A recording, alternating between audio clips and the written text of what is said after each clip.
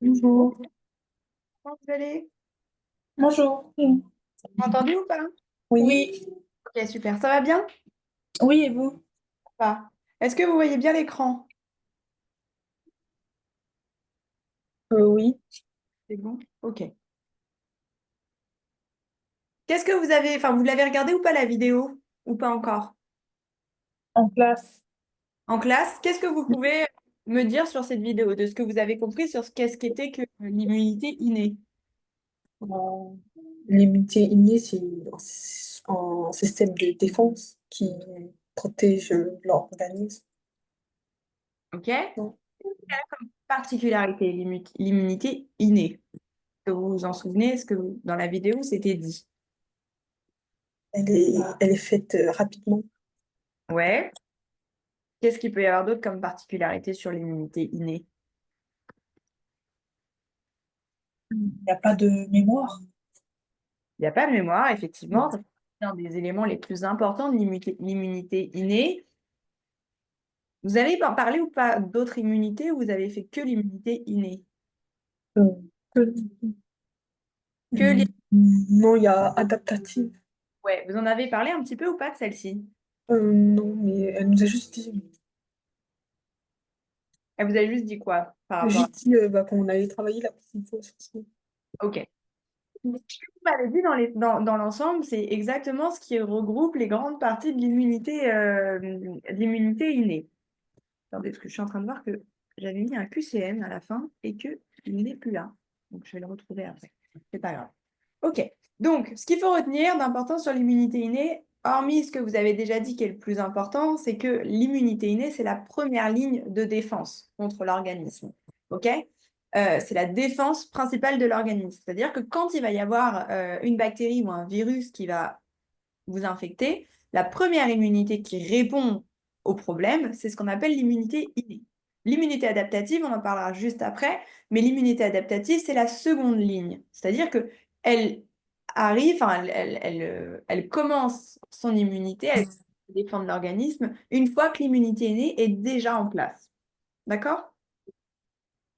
Donc, si vous avez une infection, je ne sais pas, typiquement, vous vous blessez. Vous vous blessez, vous avez une coupure sur la main, vous allez avoir ce qu'on appelle l'immunité innée qui va quand même venir et défendre enfin, c'est tout un mécanisme que je ne vais pas rentrer en détail là tout de suite parce que c'est vraiment très complexe et c'est de l'immunologie et ça, vous verrez ça, si vraiment vous faites médecine, vous verrez ça je pense en deuxième année, voire vous pourrez peut-être voir ça quand même un peu en prépa, mais c'est des systèmes qui sont très compliqué qui nécessite vraiment beaucoup d'apprentissage, mais sur, on va dire, le bord, voilà, la limite qu'on peut encore expliquer à votre niveau, c'est que voilà, il y a des systèmes qui vont venir réparer et l'immunité innée va envoyer certains signaux, certains paramètres pour venir justement réparer ce qui va pas. Au niveau du coup des objectifs de l'immunité innée, donc ça va être d'empêcher l'entrée des microbes dans le corps. Dans le sens où si vous faites une coupure, vous êtes d'accord avec moi que n'importe quel pathogène, est-ce que le terme pathogène, ça vous comprenez ou pas? Oui. Qu'est-ce que c'est un pathogène? Et il y a des sortes de maladies. Non. C'est pas une maladie, un pathogène. Est-ce que vous savez ce que c'est un Et pathogène? c'est des agents. Des? Des agents. Ouais, des agents, mais des agents infectieux, dans le sens où les pathogènes que vous allez avoir le plus souvent, les bactéries, les virus, les champignons, les parasites. OK? Tout ça, c'est des agents infectieux. Donc, on appelle ça des agents pathogènes. Agents pathogènes infectieux, ou tout ce que vous voulez, mais tout ce qui va être bactéries, virus, champignons, parasites, c'est des pathogènes. Donc, l'immunité innée, premier rôle, elle empêche du coup les microbes, donc les pathogènes, de rentrer dans le corps. Quand vous faites une blessure, elle va aller protéger la zone pour éviter qu'il y ait une infection qui se produise à ce niveau-là. Aussi, ce qui est important que j'ai oublié de vous dire, donc vous avez parlé du fait qu'elle n'ait pas de mémoire, et ça c'est essentiel et c'est important à retenir sur l'immunité innée, mais surtout l'immunité innée, elle est présente dès la naissance. Dès la naissance, votre corps possède l'immunité innée. Alors que l'immunité adaptative, elle se crée, enfin, elle se développe au cours de notre vie par rapport au vaccin, par exemple. L'immunité qu'on va avoir par rapport au coronavirus, par exemple, elle est si on a été vacciné. Et cette vaccination, cette protection qu'on a contre le coronavirus, c'est dû à la vaccination qu'on a eue. Et donc, c'est une immunité adaptative qu'on a reçue à ce niveau-là. Est-ce que vous comprenez bien la différence entre immunité innée et immunité adaptative? Mm. Juste sur ces paramètres-là. Oui. Immunité innée, c'est dès la naissance, et adaptative, c'est au cours de la vie, ça se développe. Pareil, au niveau de l'immunité innée, on n'a pas de mémoire. Ça va vouloir dire qu'en fait, à chaque moment, à chaque fois que votre corps va être sujet à une infection, il va réagir de la même manière, même s'il s'agit de la même infection que vous avez pu avoir avant. Imaginez, vous avez un rhume. Dans 15 jours, vous avez ce même rhume. Et ben, votre corps, il va réagir de la même manière que le rhume que vous avez eu 15 jours avant. C'est-à-dire que l'immunité innée, elle va retravailler de la même manière. Si vous faites, on sort du contexte, hein. Imaginez, vous avez un examen. Votre examen, vous avez 5. Vous l'avez loupé. Ben, en fait, c'est comme si vous repassiez l'examen en faisant exactement les mêmes erreurs. On ne se souvient pas de comment on a géré la maladie ou comment on a géré la chose avant. Donc, du coup, on reprend à zéro. La maladie, l'immunité innée n'a pas de mémoire, donc elle refait à chaque fois le même cycle pour guérir la même chose. D'accord? Ou une chose différente, mais elle va le faire de la même manière, même si on a déjà été infecté avant. Au lieu de résoudre plus vite, bah, ça prendra peut-être plus de temps, mais elle va faire son travail de la bonne manière, enfin, de la manière classique, on va dire. OK? Donc, empêcher l'entrée des microbes, elle peut aussi éliminer certains pathogènes, donc de rentrer ou de franchir ce qu'on va appeler les barrières. Les barrières, on va en parler juste après. On a des barrières qui sont physiques, chimiques et biologiques. Est-ce que ça, vous en avez entendu parler? Mm. Oui, un peu. Un petit peu? Ok, on va en parler juste après. Là, on reste sur les objectifs pour l'instant. Donc, pareil, elle est rapide, l'immunité. Et en général, on va être sur quelques minutes, quelques heures. On n'est pas sur du long terme. L'adaptative, on est sur une immunité qui est beaucoup plus longue. C'est pour ça que, par exemple, quand on vous fait on vous dit que l'immunité va arriver en général autour de 10 à 15 jours. L'immunité adaptative, elle met plusieurs jours à se mettre en place, alors que l'immunité innée, une fois on déclenche cette immunité-là pour certaines choses, c'est rapide. C'est entre quelques heures et quelques minutes. D'accord? Oui. Ok, on passe du coup à la première protection qu'on appelle la protection naturelle, la barrière naturelle. Donc, c'est ce que je viens de dire juste. C'est tout ce qui va être les barrières physiques, chimiques et biologiques. Est-ce que sans lire là comme ça, à quoi ça vous ferait penser de parler des barrières physiques, chimiques et biologiques? Ça ferait référence à quoi pour vous?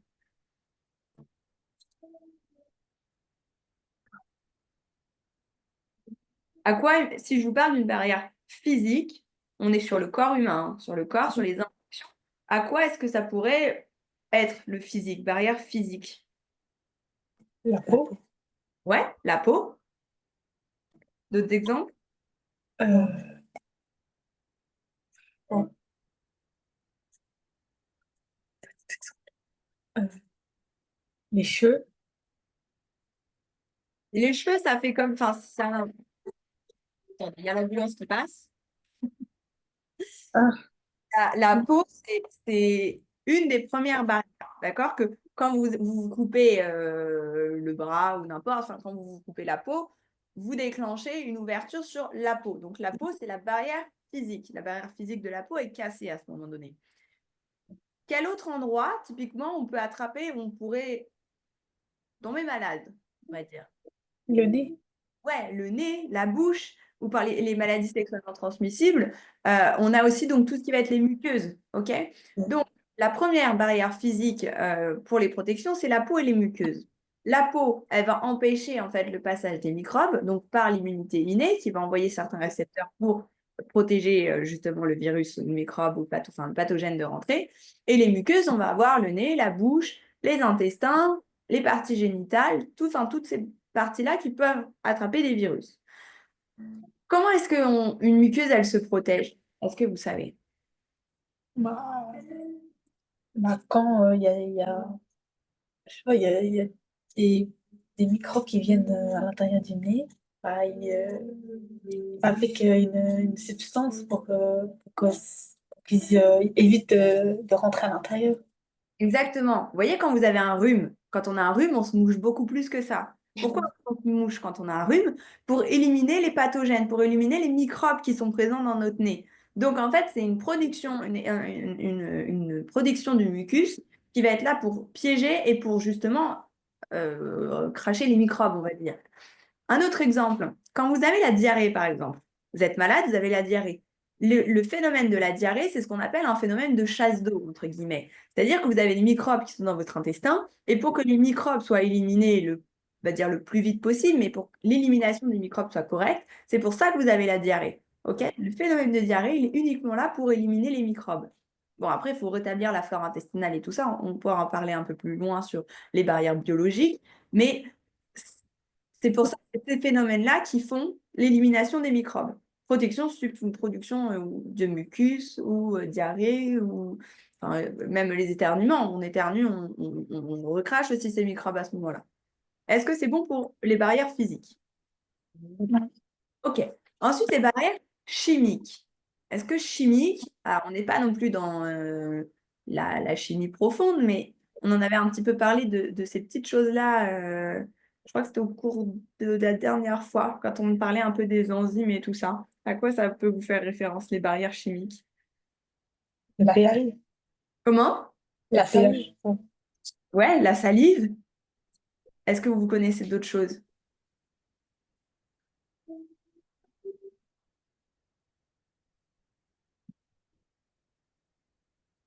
Oui ou non? Non. Non? Alors, la salive, on est d'accord? Qu'est-ce que vous souvenez? Il y a quoi dans la salive? Du pH. Alors, le pH, il l'a partout. Tu as du pH dans le sang, tu as du pH dans ton estomac, tu as du pH dans ta salive. Le pH, il est présent partout au niveau du corps. Mais effectivement, le pH, il va jouer un rôle. Surtout dans les barrières chimiques, il joue un rôle dans l'acidité de l'estomac. Plus tu vas avoir un pH qui va être très bas, plus tu vas pouvoir tuer les microbes. Ok? Les microbes, ils vivent, il me semble, je ne veux pas vous dire de bêtises, mais normalement, une bactérie et un microbe, enfin, ça dépend le type, mais il vit à un pH pas trop bas, mais pas trop élevé non plus, donc plutôt neutre. Mais du coup, si on a un pH qui est très bas, ça va tuer, ça va broyer un peu la bactérie. Donc, si on a un pH très bas, on tue les microbes. Donc, l'acidité de l'estomac va jouer un rôle dans la barrière chimique. Autrement, on a dit la salive, vous avez la sueur et les larmes aussi.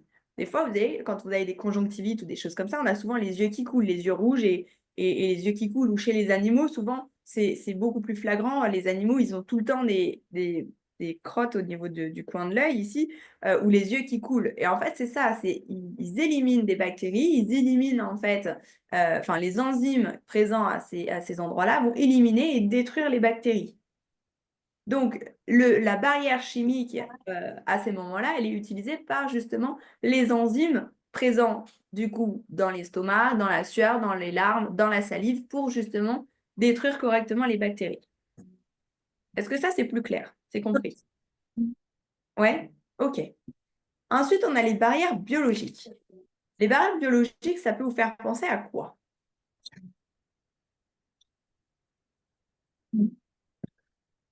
Les microbiotes. Ouais, alors ça, je pense que c'est parce que tu l'as lu. Si je te demande de m'expliquer un peu ce que c'est que le microbiote avec tes mots, est-ce que tu sais, en essayant de pas tricher, de pas trop regarder ce que j'ai écrit à côté, à quoi ça te ferait penser? Qu'est-ce que c'est qu'un microbiote? Ah, si. Les microbes présents dans le corps. C'est pas totalement ça. Repensez à ce que je vous ai dit juste avant avec l'explication de la diarrhée sous forme de chasse d'eau, tout ça, et je vous ai dit, ça impacte quoi? Si vous avez la diarrhée, qu'est-ce que ça va impacter sur votre corps? Ouais. Éliminer les microbes. Ouais, mais est-ce que c'est anodin d'avoir, par exemple, si vous avez la diarrhée pendant 3 semaines, qu'est-ce que ça peut vous faire sur le corps?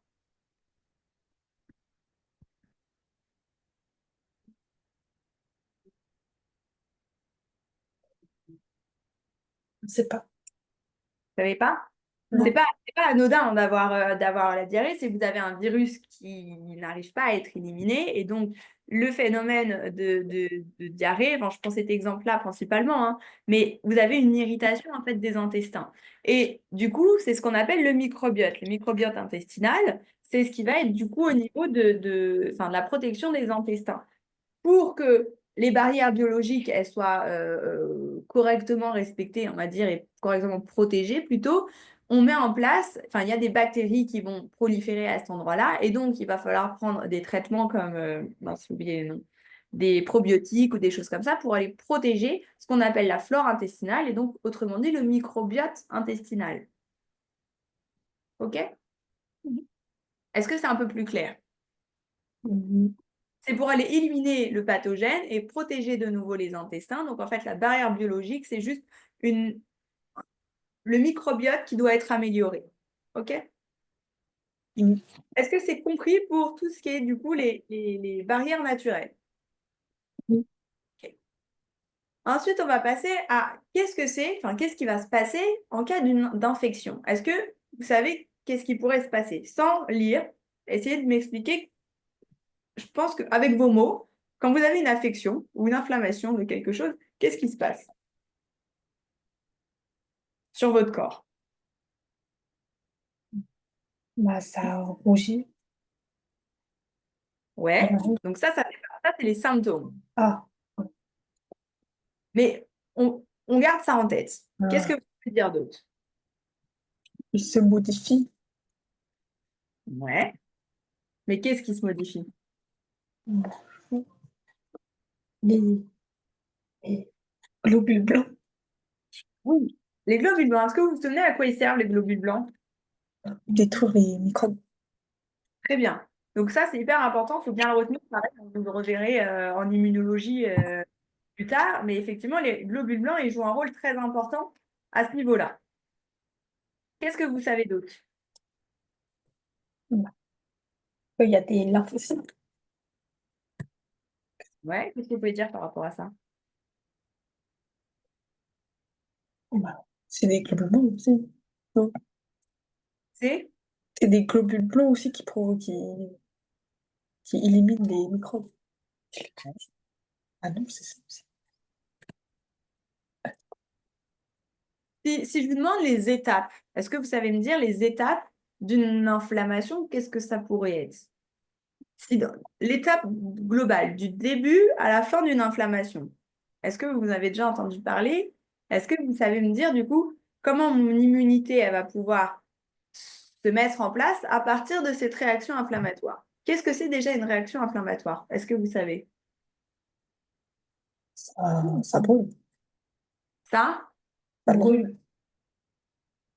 Ça brûle pas forcément, mais une réaction inflammatoire, c'est juste le fait d'avoir une infection, ok, d'avoir une réaction à une infection sur la peau. Donc effectivement, vous l'avez dit, le symptôme d'une réaction inflammatoire, on a de la rougeur, ok? Si pareil, on reprend l'exemple, là, vous coupez la peau, si en plus il y a une petite infection autour de ça, c'est ce qu'on appelle une réaction inflammatoire. Euh, Comment vous pourriez me qualifier les étapes de cette réaction? Est-ce que vous savez?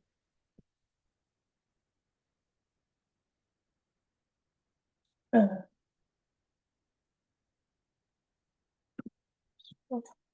pas vraiment. Ok, on va les regarder ensemble. Donc, la première étape que vous allez avoir lors d'une réaction inflammatoire, c'est ce qu'on appelle la détection du microbe. Pour que la réaction inflammatoire, enfin, soit perçue et reçue par l'immunité, il faut qu'on détecte le microbe.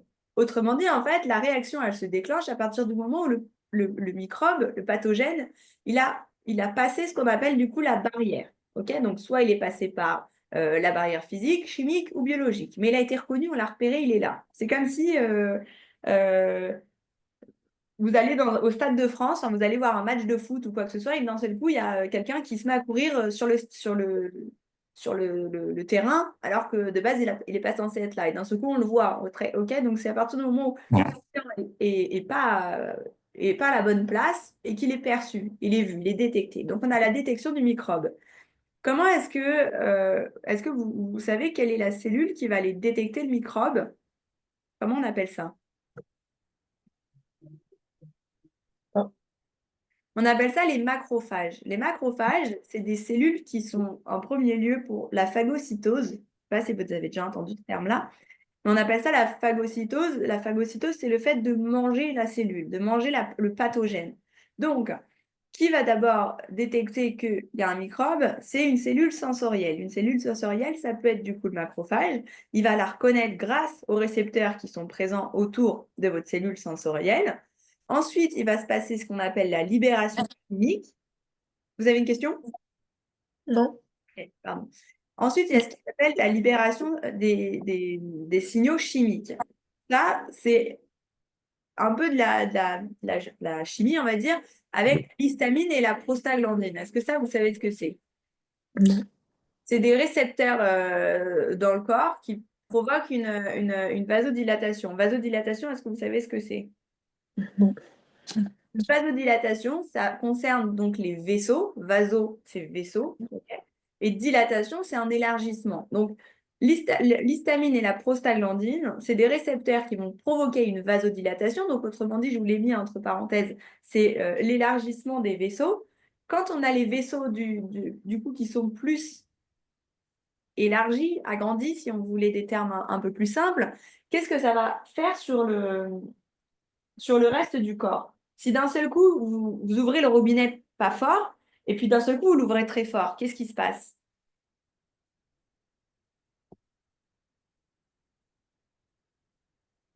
Si dans votre cuisine, vous faites la vaisselle avec un petit peu d'eau, juste un petit filet d'eau, et puis d'un seul coup, vous ouvrez le robinet au maximum, qu'est-ce qui se passe? Bah, ça éclabousse. Ouais, ça éclabousse. Alors, dans le sens où, dans le corps, ça va pas éclabousser, mais Ouais. elle va couler beaucoup plus vite, beaucoup plus fort. Il y a un débit beaucoup plus important. Donc, en fait, dans le corps, c'est la même chose. La vasodilatation, c'est comme si vous aviez le sang qui coule à une petite vitesse et d'un seul coup, grâce à l'histamine et à la prostaglandine, votre sang, il va couler beaucoup plus vite. Ok. Les veines sont ouvertes et donc, il y a un afflux de sang qui est beaucoup plus important. Le fait qu'il y ait beaucoup plus de sang à ce moment-là, ça va créer plus de cellules immunitaires, plus de globules rouges, plus de globules blancs, plus de cellules qui vont être prêtes à aller travailler sur les cellules, sur les bactéries présentes dans le corps. OK? Oui. Donc, c'est à ce moment-là que, donc, une fois qu'on a beaucoup de sang, beaucoup d'afflux de sang qui est arrivé, il y a ce qui s'appelle donc les cellules immunitaires. Vous avez dit tout à l'heure, c'est le rôle des globules blancs. Les globules blancs, qu'on appelle aussi des leucocytes, ils vont sortir justement de ces vaisseaux pour aller retrouver et rejoindre l'inflammation. Une fois qu'ils sont au niveau du site inflammatoire, ils font ce qui s'appelle une phagocytose, c'est ce que je vous ai expliqué plus tôt, c'est-à-dire ils mangent la cellule. Qui a la possibilité de manger les cellules? Il y a plusieurs types enfin, pas les cellules, pardon, les pathogènes. Ils vont manger les pathogènes, c'est les macrophages et les neutrophiles.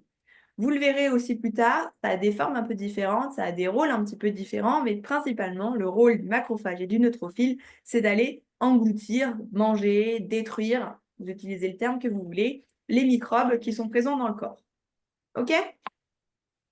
Est-ce que c'est bien compris? Oui. Donc, globalement, ce qu'il faut retenir sur les étapes inflammatoires, c'est premièrement, on a la détection du microbe, deuxièmement, on a la libération des signaux chimiques, avec l'histamine, la prostaglandine. On a dit ça ouvre les vannes, il y a l'élargissement avec la vasodilatation. Ensuite, cette vasodilatation, elle permet du coup un bon arrivage des cellules immunitaires. Et ces cellules immunitaires, elles vont pouvoir être phagocyter les microbes. Est-ce que ça, c'est bon? Oui. C'est bien compris? Vous êtes sûr que c'est hyper important, ça? Oui. Oui, c'est bon, c'est sûr. Oui. OK. On reparle rapidement du coup des cellules de l'immunité innée. Si je vous redemande de me dire du coup ce que c'est que le macrophage, avec les termes qu'on a un peu utilisés avant, qu'est-ce que vous me diriez? C'est c'est une cellule sans sentinelle. Sensorielle. Parfait. Pardon. Enfin, Et, ouais. On peut appeler les deux, sentinelle ou sensorielle, mais dans, euh, dans tous les cas, les deux vont avoir un rôle dans la destruction. OK. Ensuite, du coup, effectivement, qu'est-ce que vous pouvez dire d'autre? euh, ça,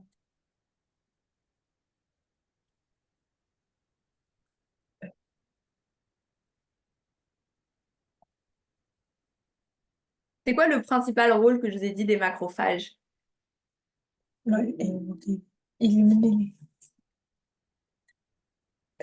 les- Éliminer les bactéries. Ouais. Vous pouvez le dire à voix haute, hein, vous n'êtes pas obligé de vous le chuchoter entre vous, c'est pas grave si on se trompe, hein. Ok? Le but, moi je préfère que vous fassiez des erreurs et que vous disiez des bêtises maintenant. Je vais pas me moquer de vous, c'est pas grave, hein. Plutôt que si vous avez la question au contrôle, vous faites l'erreur au contrôle, ok? Donc, chuchotez pas, dites-le vraiment, ok? Oui. Ok. Donc, effectivement, le macrophage, c'est une cellule sentinelle qui a pour rôle la phagocytose, donc c'est-à-dire manger et détruire la bactérie. Et c'est surtout, il va aller détecter la bactérie et il va libérer ce qu'on appelle des molécules d'alerte. Enfin, il va envoyer des signaux pour dire la bactérie, elle est ici. Qu'est-ce que c'est que le neutrophile? Est-ce que vous avez déjà entendu parler? Non. Le neutrophile, c'est pareil, ça fait partie d'une branche, on va dire, c'est un peu comme le macrophage et tout ça. C'est un globule blanc qui a une particularité d'aller phagocyter très rapidement. C'est un des premiers sur la ligne à aller phagocyter. Avant que le macrophage puisse le faire, les neutrophiles, ils vont aussi venir phagocyter la bactérie. OK?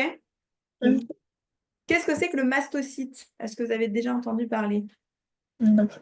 Le mastocyte, c'est aussi une cellule de l'immunité innée et elle va, ce qu'on appelle, déclencher l'inflammation.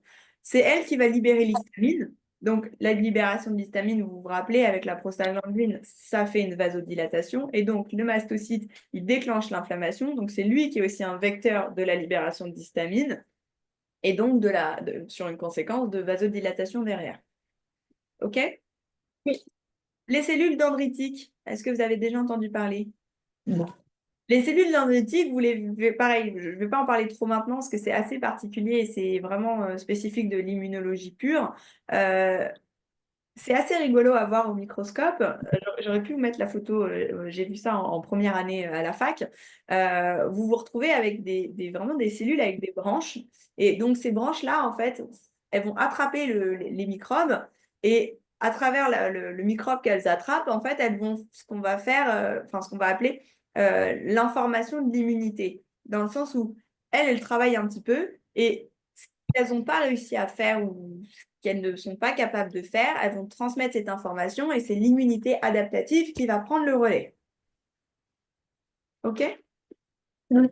Et les cellules NK, est-ce que ça vous parle? Non. C'est ce qu'on appelle les natural killer cells. Donc, vous les verrez principalement. Ouais, en fait, c'est un peu pareil, c'est de l'immunologie pure, dans le sens où je pense que vous n'allez pas forcément voir ça tout de suite, mais je vous en parle quand même parce que c'est des phénomènes assez importants. La cellule NK, c'est celle qui va détruire ce qu'on appelle les cellules infectées. Mais soit c'est des cellules infectées par des bactéries, mais principalement, elles vont avoir un rôle important sur les tumeurs généralement. Elles vont tuer les cellules qui n'ont pas pu être phagocytées avant par les macrophages ou les neutrophiles. Et donc, du coup, pas éliminées par la phagocytose, les cellules NK, elles ont la capacité de tuer les cellules directement. OK? Oui. En cas d'anomalie, je sais pas, j'ai pas forcément d'exemple quand même là, mais euh, hormis la bactérie ou la tumeur, il peut y avoir des maladies, enfin, des cellules anormales à certains niveaux du corps qui peuvent causer plus tard des problèmes de santé ou autre. Ces cellules NK, si elles détectent à un moment donné une cellule anormale, elles peuvent aussi à ce moment-là, on va dire, la manger. OK? Mm. Ça va Mm. J'ai pas compris. J'avais pour pas les, compris. pour la cellule NK? Donc, je reprends. La cellule NK, elle a un rôle sur la détection, enfin, pardon, je reprends. Après que les cellules aient été détectées comme pathogènes. La cellule NK, elle vient et elle va détruire les cellules qui ont été infectées, soit par une bactérie, soit par une tumeur. Les cellules tumorales, elles sont souvent mangées par les cellules NK. Ça peut être fait aussi par les neutrophiles et les macrophages, mais principalement les cellules tumorales, elles sont souvent assez grosses ou assez compliquées à détruire. Alors, du coup, c'est les cellules NK qui s'en chargent. Si maintenant, vous avez une cellule qui est anormale, c'est-à-dire pas forcément tumorale, mais pas forcément une bactérie, juste une cellule qui n'est pas formée de la bonne manière mais qui potentiellement peut devenir une maladie plus tard. Si la cellule NK la détecte, elle peut aussi se charger de la détruire. En résumé, la cellule NK, elle détruit les cellules infectées et les cellules tumorales, mais aussi tout ce qui va être des cellules anormales. OK? Oui. C'est plus clair là-dessus? Oui. OK. On revient aux signes cliniques. Donc, pareil, sans tricher. Si vous regardez votre plaie, OK? Qu'est-ce que vous allez voir? Hormis le fait qu'il y ait une rougeur. Qu'est-ce que vous pouvez observer d'autre?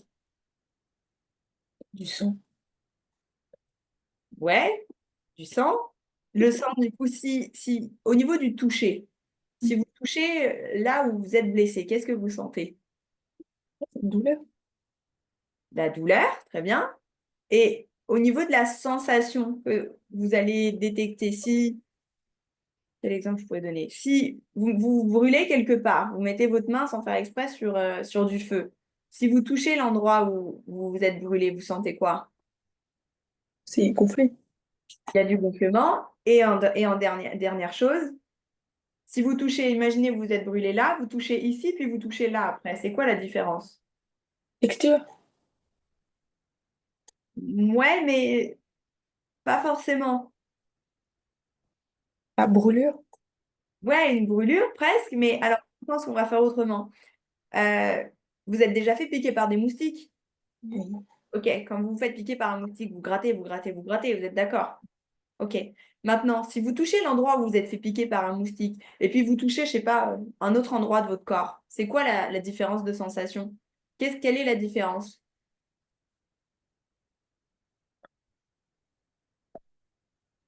Vous voyez ou pas? Non. La chaleur. Là Ah, où vous allez avoir une inflammation, vous allez avoir de la chaleur qui est plus élevée. Et vous l'avez dit, avec le sang, on a quelque chose qui est plus chaud. Donc, si on se repositionne dessus, c'est les symptômes. Vous avez dit tous les symptômes. La rougeur, effectivement. Pourquoi est-ce que c'est rouge? Bah, c'est dû à la vasodilatation. Rappelez-moi ce que c'est que la vasodilatation. et les vaisseaux de sang. Ouais, qu'est-ce qui se passe au niveau des Les vaisseaux? vaisseaux qui s'élargissent. Très bien, vasodilatation, les vaisseaux qui s'élargissent, donc il y a plus d'arrivée de sang à ce niveau-là, donc c'est rouge. Pourquoi est-ce que quand on a une inflammation, on a quelque chose qui est rouge? C'est parce qu'on a plus de sang à ce niveau-là. C'est une réaction inflammatoire due à la vasodilatation, à l'arrivage de sang. D'accord? Deuxième signe visible de l'inflammation, c'est la chaleur. Il y a plus de sang qui est arrivé ici, donc j'ai plus de chaleur. Plus de sang dans cette zone-là, plus de chaleur. L'afflux de sanguin, il est plus important, donc vous avez une zone qui est vraiment plus chaude et plus rouge. D'accord? Ok. Avant-dernière chose, vous l'avez dit aussi, la douleur. La douleur, comment est-ce qu'elle est provoquée? Comment vous pourrez l'expliquer? C'est particulier. La douleur aussi, c'est des choses que vous verrez bien plus tard sur l'explication de ces phénomènes-là.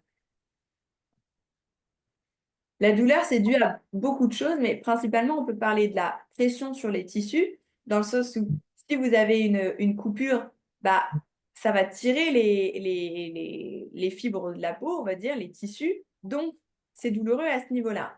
Maintenant, vous pouvez aussi avoir ce qu'on appelle les médiateurs chimiques. C'est tous les récepteurs que vous allez avoir sur votre peau qui vont envoyer un message au système nerveux en disant, ah là là, attention, il y a un problème ici. Et donc, ça crée comment on appelle ça? Des récepteurs par rapport à ça. OK? Oui. Est-ce que c'est compris pour la douleur? Oui. C'est plutôt des phénomènes physiques ou moteurs, on peut appeler ça comme ça aussi.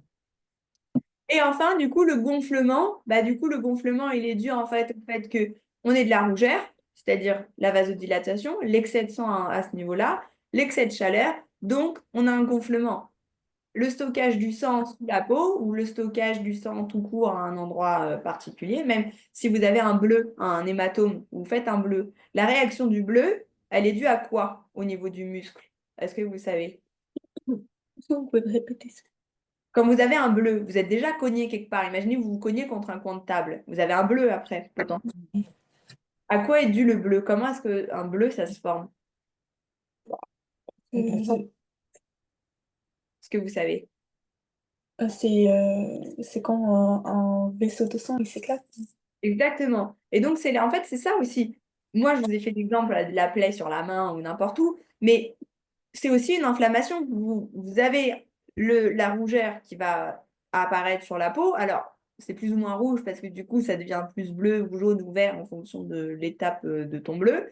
Mais c'est de la rougeur. Il y a de la chaleur. Potentiellement, quand tu vas toucher la lésion, là où tu t'es fait mal, ça sera plus chaud qu'une autre partie de ton corps. Ça sera douloureux. Et il y aura un gonflement. Et le gonflement, vous le sentez souvent quand il y a un bleu, tu touches, ça fait une espèce de petite bosse. Et bien c'est ça, c'est dû en fait à l'excès de sang qui a été positionné en dessous. Et donc ça te crée un œdème. Un bleu, ça s'appelle un œdème en médecine. OK? Est-ce que vous avez des questions sur les signes visibles? Non. C'est bon? OK. Oui. On fait une petite aparté sur l'immunité adaptative. Donc, si je vous demande de me répéter avant ça, c'est quoi les principaux effets, les principaux objectifs de l'immunité innée? Juste pour faire un petit résumé. Première ligne de défense contre l'organisme. Ouais, Il se fait rapidement. ouais, Il n'y a pas de mémoire. À chaque fois, ouais, il fait le même cycle. très bien. Euh, il a 4 cycles. La, 4 étapes, pardon. La détection de la bactérie, Ouais, euh, la création de la réaction chimique, ouais, des signaux, libération des signaux. signaux, Ouais, euh, euh, les globules blancs. ouais. Alors, le globule blanc, c'est dû aux cellules immunitaires. C'est à la réponse des signaux chimiques, ça provoque la vasodilatation. La vasodilatation entraîne une accumulation de cellules immunitaires. Et ces cellules immunitaires entraînent que les globules blancs vont sortir des vaisseaux pour aller rejoindre le lieu de l'infection. Et donc, dernière étape sur le lieu d'infection, qu'est-ce qui se passe? La, la destruction des microbes. Très bien. Comment ça s'appelle ce phénomène-là? Le macrophage. C'est le macrophage qui mange la cellule, mais ce n'est pas le Ah, phénomène c'est le phagocytose. phagocytose. Vous Ah, verrez, la phagocytose, il y a un autre type. La phagocytose, c'est vraiment le sens de manger quelque chose. Et il y a la pinocytose, ça vous le verrez plus tard. Et c'est dans le sens où elle boit. Alors, je peux vous faire un petit schéma juste pour vous montrer. Mais non, je veux pas. La phagocytose, entre guillemets, c'est comme si vous avez un truc qui fait comme ça. Donc, ça, c'est ma cellule. Tout ce qui est là, c'est la cellule. Et la phagocytose, il va aller attraper comme ça le microbe. Ça, c'est mon microbe. Et la pinocytose, c'est plutôt dans ce sens-là. Et c'est mon microbe qui va rentrer tout seul là-dedans, finalement. Il est absorbé. Bon, mes dessins sont pas très beaux, mais au moins, vous avez déjà entendu parler de ce thème-là. Et ça vous reviendra peut-être plus facilement les prochaines fois. Donc, phagocytose. On mange la cellule, c'est ce qu'on appelle la phagocytose. OK. Vous avez oublié un élément juste important sur l'immunité innée. Certes, c'est la première ligne de défense contre les agents pathogènes, mais c'est surtout son rôle, c'est de protéger l'entrée des pathogènes. OK? C'est bien un rôle de protection. Et le dernier truc qui est très important, comment est-ce qu'on diffère l'immunité innée de l'immunité adaptative? oui. Vous vous en souvenez ou pas? Non. L'immunité innée, c'est présent dès la naissance. Ça, c'est hyper important. Immunité innée dès la naissance, adaptative, on gagne au cours de la vie. Ok. Dans l'ensemble, c'est très bien. Vous avez bien retenu. Retenez bien, par contre, qu'il y a des barrières naturelles, physiques, chimiques et biologiques. OK. On passe rapidement, du coup, à l'immunité adaptative. L'immunité adaptative, on a dit, c'est la seconde ligne de défense. Elle est plus lente. Pourquoi est-ce qu'elle est plus lente? Parce qu'on l'acquiert au cours de la vie et que par les vaccins, c'est plus long. On a un délai entre le moment où on est vacciné et on développe l'immunité. Par contre, cette immunité-là, elle a une mémoire. C'est-à-dire que si on attrape le coronavirus, elle va battre le coronavirus d'une certaine manière. Et si on le réattrape une autre fois, elle va se souvenir qu'elle avait envoyé tel et tel signaux ou tel récepteur, ou tel, enfin, comment elle avait réagi face à cette infection. Et elle va réagir soit de la même manière, soit plus rapidement et plus facilement. OK? Oui. Donc, on a dit c'est plus long, ça se met en place du coup sur plusieurs jours, voire plusieurs mois sur certaines choses, mais en général, c'est vraiment plusieurs jours ou plusieurs semaines. Euh, c'est ce qu'on appelle aussi, enfin, dans le sens où on vous dit elle a elle a une mémoire parce qu'elle va reconnaître ce qu'on appelle l'antigène. L'antigène, c'est pareil, c'est un peu particulier à expliquer, mais sur une bactérie, vous avez un antigène. L'antigène, ça signifie la bactérie. OK? Euh, donc, il reconnaît sa bactérie et il sait exactement quelle protéine ou quelle particularité peut être associée à ce virus-là, à cet antigène-là. Est-ce que ça va ou je vous ai perdu? Euh, Vous n'êtes pas obligé de vous regarder comme ça, répondez chacune de votre côté. Je refais, je reprends. On a dit immunité adaptative, seconde ligne de défense, elle est plus lente, on a plus de temps, elle met plus de temps à se mettre en place et elle a une mémoire. Sa mémoire, elle est mise en place par le fait que elle reconnaît un antigène. Antigène, ça veut dire virus, ça veut dire bactérie. OK? Donc, quand elle reconnaît ce virus et cette bactérie-là, elle le mémorise et elle sait comment elle va pouvoir le contrôler la prochaine fois. Autrement dit, c'est ce qui se passe. Est-ce que c'est plus clair? oui. Ok. On parle rapidement du coup des acteurs principaux de l'immunité adaptative. Mais ça, je ne veux pas rentrer dans les détails trop tout de suite parce que je ne sais pas si vraiment les attentes de votre prof tournent autour de ça à votre niveau. Mais j'en parle quand même très rapidement. Vous me redirez les prochaines fois si vous avez parlé de ces choses-là. Il faudra qu'on approfondisse et qu'on approfondisse correctement parce que c'est des phénomènes, enfin, c'est des explications un peu complexes. Ok. L'immunité adaptative, elle contient les lymphocytes B et lymphocytes T. Ça, c'est à bien retenir. Les lymphocytes B, ils produisent des anticorps. Ça, c'est le rôle des lymphocytes B. Les lymphocytes T, eux, ils produisent des lymphocytes T auxiliaires, qu'on appelle CD4, ou des lymphocytes T cytotoxiques, qu'on appelle CD8. Chacun a leur rôle dans le corps.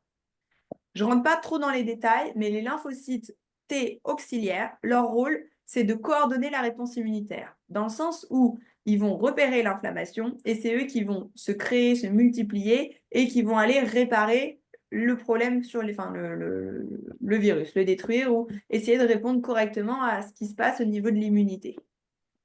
D'accord? Ok.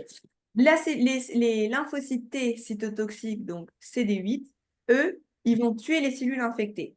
Les cellules T, elles donnent la réponse immunitaire. C'est elles qui donnent un peu le... C'est comme s'il y a un chef d'orchestre. Les cellules T, c'est le chef d'orchestre. Et les cellules T cytotoxiques, c'est celles qui vont faire la musique et donc aller tuer, on va dire, les cellules qui sont infectées. Est-ce que c'est clair ou pas, la différence entre les trois? Oui. Sûr? Oui. Ok. Donc, résumé, qu'est-ce que vous me diriez en résumé sur l'immunité adaptative? Ouais, du coup, c'est la deuxième ligne. La Ouais, deuxième ligne de défense. Donc, elle a ok. une mémoire. Ouais, Du coup, elle est plus lente. ouais, Elle contient des lymphocytes T et, ouais, et B ouais. et au cours de la vie. Et quoi? Elle se fait au cours de la vie. Ouais, Son rôle, c'est de détecter les antigènes et pour se souvenir euh, un moyen pour la contrôler et la défendre pour la prochaine fois.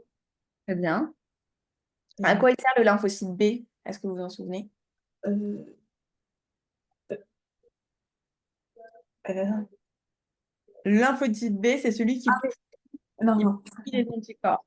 Ouais. Donc, en fait, autrement dit, antigène et anticorps, pour faire un résumé, l'antigène, c'est le virus et l'anticorps, c'est ce qui va aller détruire, enfin, c'est tout ce qui va se produire pour aller se fixer sur l'antigène et combattre l'antigène après. Mais Ça, c'est vraiment de l'immunologie un peu complexe. Et si vraiment vous rentrez là-dedans, je suis étonnée qu'en en première, on rentre là-dedans. Mais si dans vos prochains cours, vous développez plus ça, j'ai des petits schémas, j'ai des petits trucs qui pourraient vous aider plus à comprendre. Mais je pense pas qu'on va vraiment rentrer dans ces sujets-là à votre niveau. Mm. Donc, lymphocyte B, il produit les anticorps. Et les lymphocytes T, il y en a un qui coordonne une réponse immunitaire dans le sens où il dit quoi faire. Et l'autre, les lymphocytes T cytotoxiques, ils tuent les cellules infectées.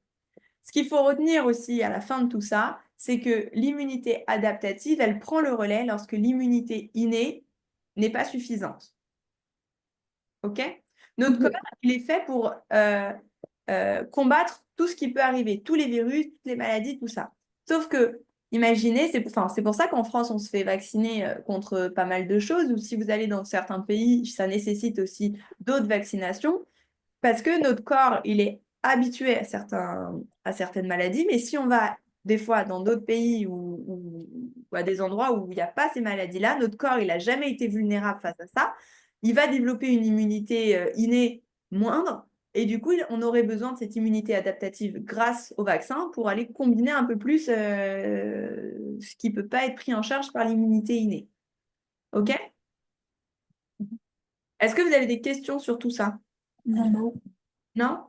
On essaye de commencer le QCM. C'est pas Mm. très long, c'est pas très compliqué. Essayez de voir. Normalement, il y a une seule réponse à chaque fois. Ok. La B. Ouais. Ouais. Est-ce que vous en voyez d'autres? Présente dès la naissance. Ouais. Ok.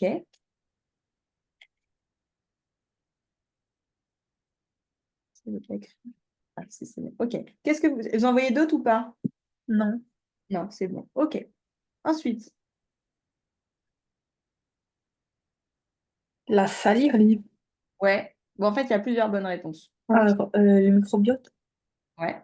Oui, bah oui, j'ai mis les éléments. Là, au-dessus, c'était la principale. Donc là, si on vous demande juste la principale, parmi, elle est présente dès la naissance et elle a une mémoire, laquelle vous classeriez dans la plus importante, la principale? Ok. La mémoire. Pour Ok. moi, la principale, c'est la naissance. Ok. La principale différence entre l'adaptative et la innée, c'est que la innée, c'est hyper important, c'est qu'on l'a dès la naissance. On n'a pas besoin de l'avoir au cours de notre vie, on l'a vraiment dès la naissance. Par contre, oui, elle a quand même une mémoire, c'est aussi important, mais surtout dès la naissance. Mais de toute façon, les deux réponses sont correctes. Ok. Oh, du coup, la 2, qu'est-ce que vous repérez d'autre autre que juste la salive? Le microbiote. Alors, attention, on est sur les barrières chimiques. Ah, Le les, microbiote fait partie de quoi? les, le corps. Non. Biologique. Oui. Ça, on est sur biologique. La peau, on est sur quoi? Le physique. Physique. Physique. Ok, donc il y a juste la salive. Les neutrophiles, ça ne fait pas partie des barrières. Oui. La 3.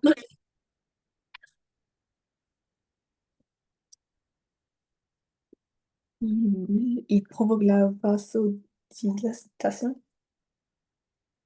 Quelle est la fonction principale du microbiote? Non. Ah, C'était quoi le microbiote, vous vous souvenez?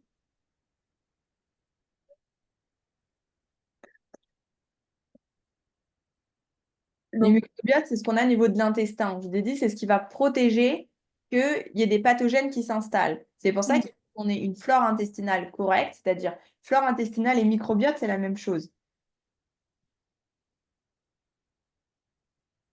Intestinale. Je ne sais pas si vous connaissez ce terme-là mieux que microbiote, mais du coup, qu'est-ce que ça fait référence à quoi ici? La protection du microbiote. Pourquoi est-ce qu'on a besoin de protéger les intestins?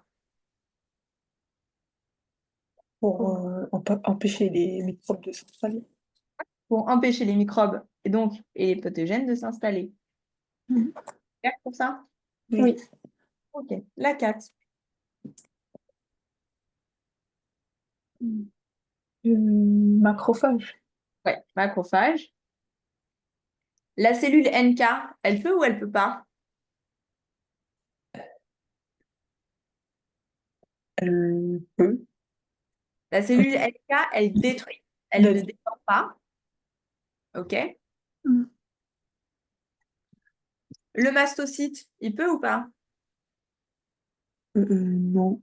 Non, le mastocyte, il déclenche l'inflammation. Le lymphocyte B, est-ce qu'il détruit? Les anticorps. Il détruit pas, il produit les anticorps. Très Ah bien. oui. Et c'est tout. OK. Voilà. Ensuite, la 5. De l'histamine. Très bien. La 6.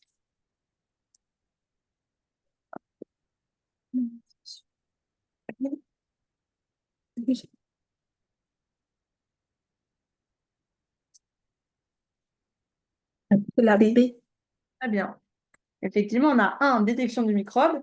Deux, la vasodilatation. La vasodilatation qui entraîne quoi? L'afflux de sang, donc l'arrivée de nombreux leucocytes qui peuvent ensuite aller phagocyter les microbes. Très bien. La 7.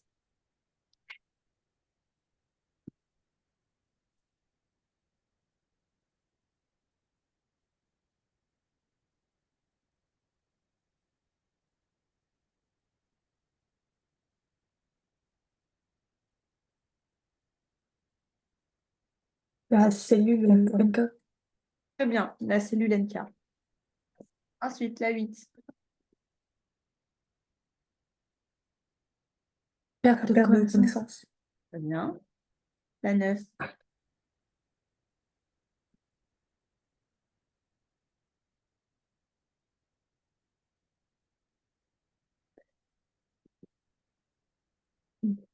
Ne- Neutrophile. Non, le neutrophile, il détruit.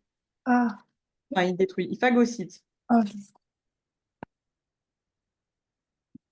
Ça, quelle cellule informe l'immunité adaptative? Lequel de ces cellules était en lien avec l'immunité adaptative?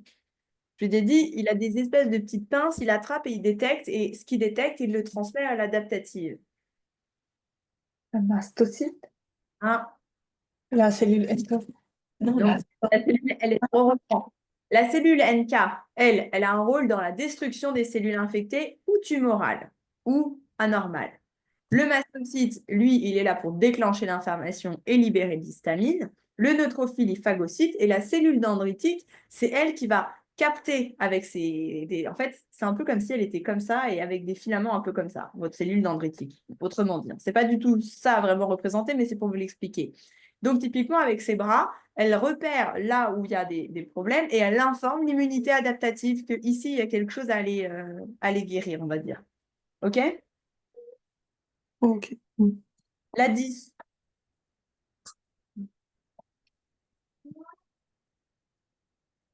Reconnaît en antigène particulier. Très bien.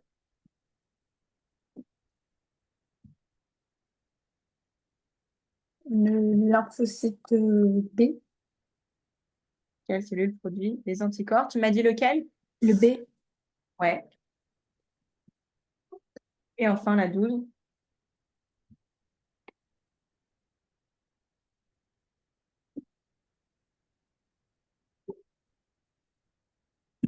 Tuer les cellules infectées. Comment? Tuer les cellules infectées. Très bien. Tue les cellules infectées. Est-ce que c'est clair pour tout le cours qu'on a fait aujourd'hui? Oui, oui. Ok. Moi, j'aime bien ce cours-là. Je trouve que c'est intéressant, les immunités et tout ça, c'est pas mal. Puis, c'est vraiment des choses de la vie de tous les jours. Donc, c'est vraiment intéressant. Si vous avez des questions sur certaines choses que vous faites en cours ou qu'on fait là, vous les notez comme d'habitude et puis on peut en discuter au prochain cours. OK? Vous pouvez D'accord. m'envoyer pour la semaine prochaine si vous commencez à faire un cours écrit et tout ça, enfin, ce que vous avez vu en classe. OK? Oui. On Ok. s'arrête là pour aujourd'hui? Merci. Bonne journée à vous. Au revoir.